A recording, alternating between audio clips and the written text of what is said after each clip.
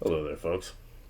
So I built this dulcimer, and it's tuned to GDG, which is G3, D4, G4. And so because this is G3 and this is G4, the bass string is vibrating at half the frequency of the melody string. And that's because they're the same length, but the bass string is twice as thick as the melody string. Therefore, it's vibrating at half the frequency.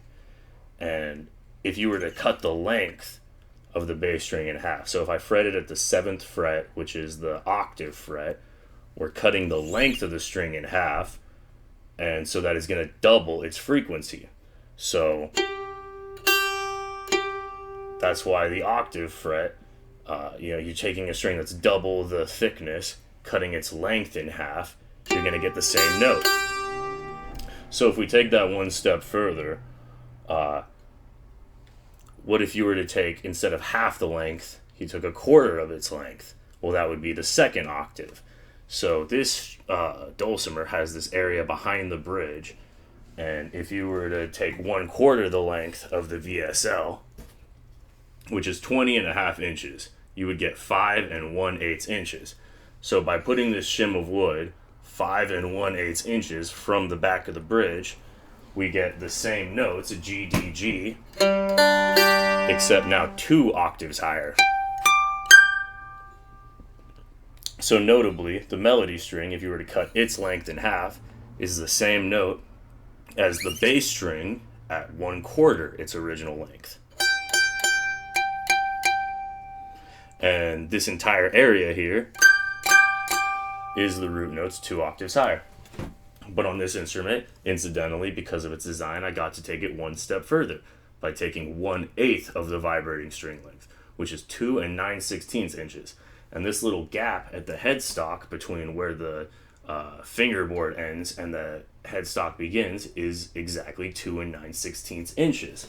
So notably, if you take the melody string length, the melody string at 1/4 of its length, that is the same note as the bass string at 1/8 of its length.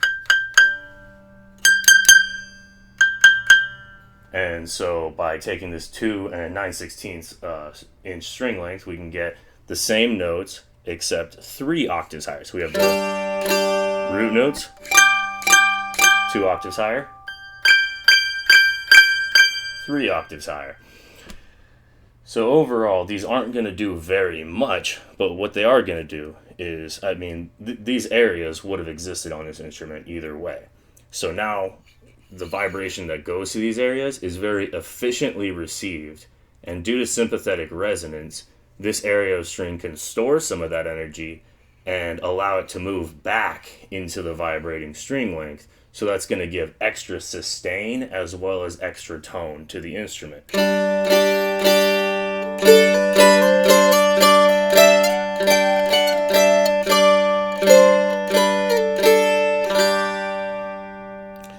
And especially in the context of when I pour water into it, it really adds this neat extra level. It's already a very shimmery tone when I pour water into these bunt pan dulcimers, but because this one has just that little bit of extra high end coming from these areas that are 1/4 and 1/8 of the VSL, it gives it an even shinier tone.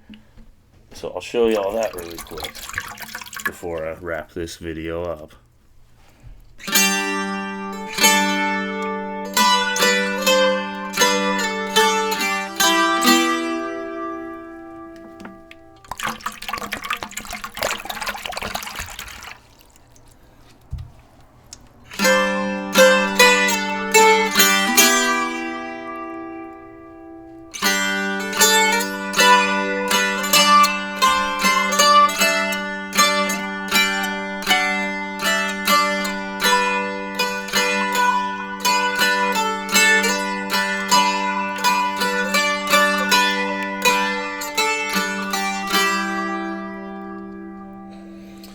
Well, if you're still here, thank